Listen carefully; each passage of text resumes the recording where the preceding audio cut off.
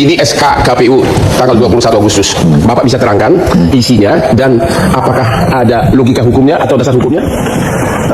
SK 731 itu kalau saya baca di bagian lampirannya itu sebenarnya respon terhadap permintaan informasi dari seseorang. Jadi kalau nggak salah namanya Pak Komarudin kalau nggak salah. Pengacara. Lalu KPU untuk merespon sebelum memberikan dokumen dia melakukan uji konsekuensi. Jadi ada timnya, tim PID melakukan uji konsekuensi dan kesimpulannya adalah 16 item yang itu menjadi persyaratan ketika pasangan calon presiden dan wakil presiden mendaftar ke KPU itu dinyatakan dokumen yang dikecualikan. Ya artinya tidak bisa diakses oleh publik. Antara lain ijazah, KTP, surat keterangan dari pengadilan bahwa dia sudah tidak bebas pidana, hampir semua surat kesehatan, surat Kalau pimpinan negara nggak boleh diakses gitu. Menurut SK itu ya. Terus? Tapi kalau dulu pengalaman saya menyelenggarakan Pilpres 2014 dan 2019, data itu kita sediakan dapat diakses oleh publik. Nah, dengan adanya undang-undang perlindungan data pribadi itu, memang beberapa item itu kita tutup, kita lindungi supaya hak pribadi seseorang juga terlindungi juga. Misalnya hasil pemeriksaan kesehatan itu yang ditampilkan kan hasil yang menyatakan dia memenuhi syarat atau tidak. Tapi rekam medisnya, jantungnya gimana, ginjalnya gimana, parunya gimana, itu tidak kita tampilkan. Kasih contoh, ijazah gimana? Ijazah itu yang ditampilkan ya ijazahnya saja. Tetapi di balik ijazah itu kan ada bahasa Inggris dapat berapa, matematika dapat berapa. Itu tidak. Tapi dengan SK yang baru total nggak boleh. Tidak boleh. Tidak bisa. Sama sekali nggak boleh. Tidak bisa. Dasar hukumnya apa SK KPU ini? Dan kenapa sekarang Pilpres masih lama?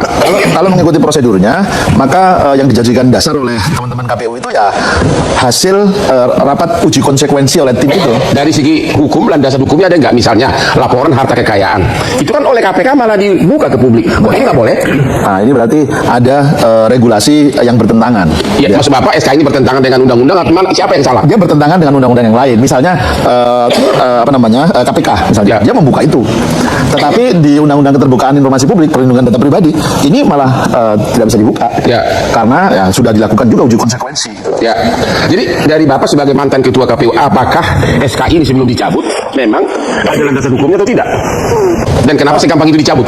Jadi gini, prosedurnya sudah dia lalui dengan melakukan uji konsekuensi. Kesimpulan uji konsekuensi itulah yang dijadikan dasar untuk membuat SK, untuk membuat keputusan. Di mana salahnya melihat ijazah orang?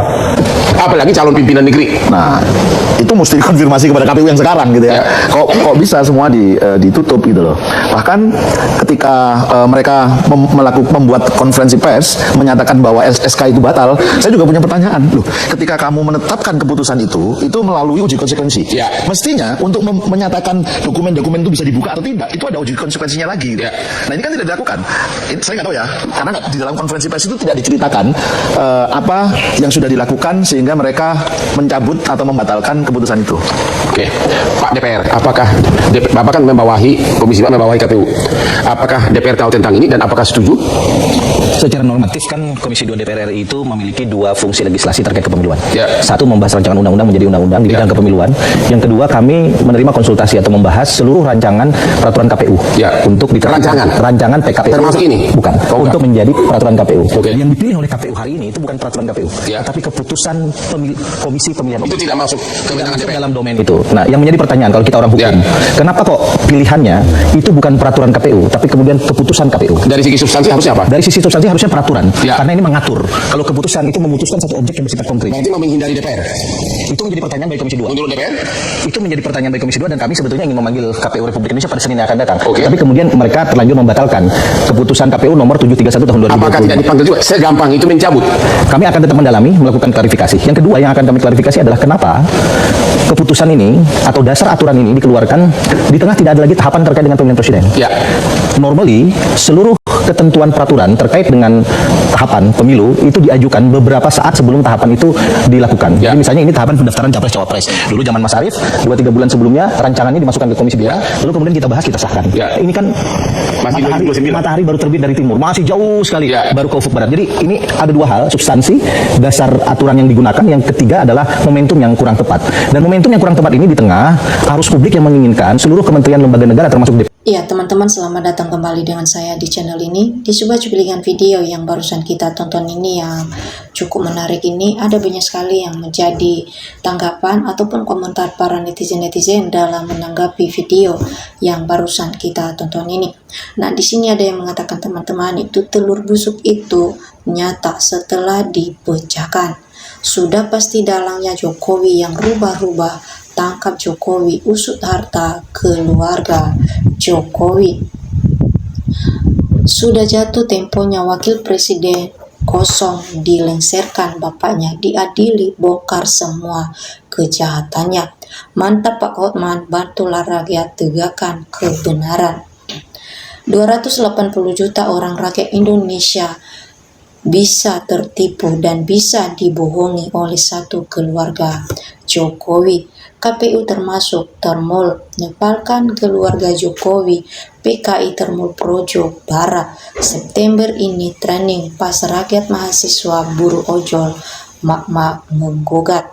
Buat Bang Hotman, bantu Kozinudin bongkar polemik ijazah si Gibran. Kong kaling kong demi melindungi ijazah bapak sama anak, bicaralah yang jujur. Apa mau bukan kayak Nepal sebelum rakyat Indonesia ini marah. Hayo Bang Hotman, babat terus gaspol. Semangat Bang Hotman demi kebenaran serta kebaikan bangsa dan negara. Mantap Pak Hotman, lanjutkan. Ada kejanggalan di KPU keputusan. Satu objek bongkar habis Pak Hotman, publik mendukungmu. KPU termol kelas kakap. Nah, lanjut lagi.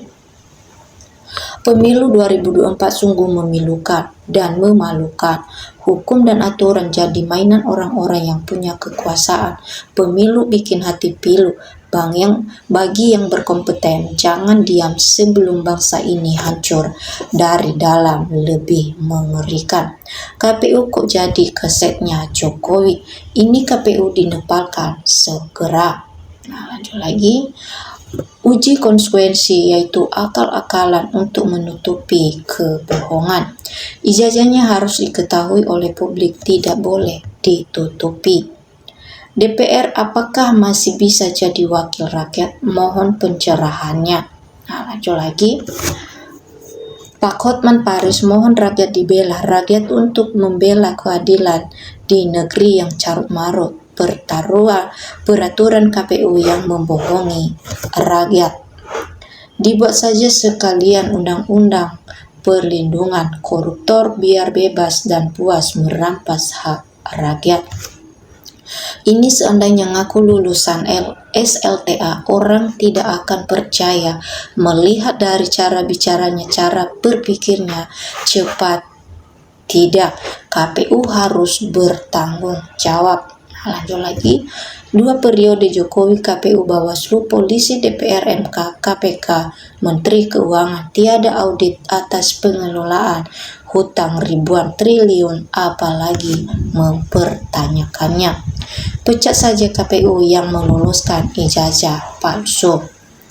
Angkat aja Bang Hotman menjadi Menteri Hukum. Nah, lanjut lagi teman-teman. Negeri ini membutuhkan orang-orang yang berani memperjuangkan kejujuran agar negeri ini terbebas dari kebohongan. Terima kasih Pak Hotman. Kalau pendapat saya adalah semua ulah Jokowi.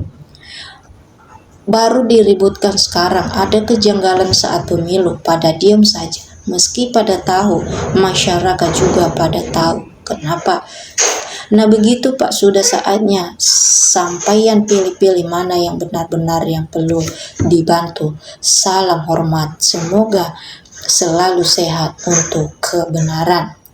Rakyat diam tapi tak bisa dibungkam begitu saja. Nah, lanjut lagi. Biar tidak gafu, segera Presiden bentuk tim independen tersebut secepatnya, 1 minggu selesai.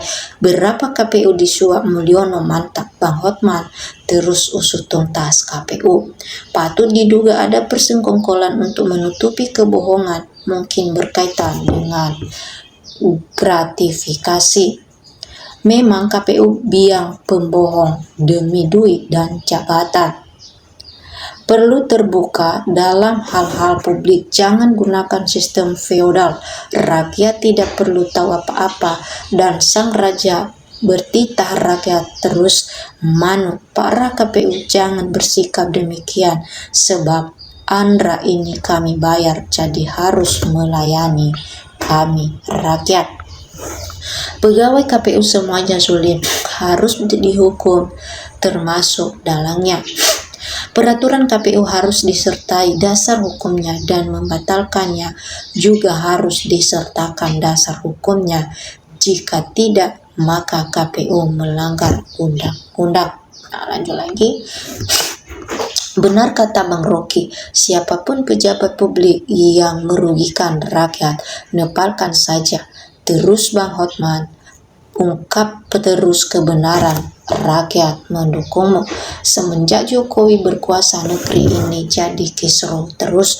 Makanya Bang Hotman, kemarin Bang Hotman mati-matian membela Gibran. Sekarang ini Abang Hotman baru sadar karena selama ini yang dibelanya orang yang salah dan yang baik diabaikan.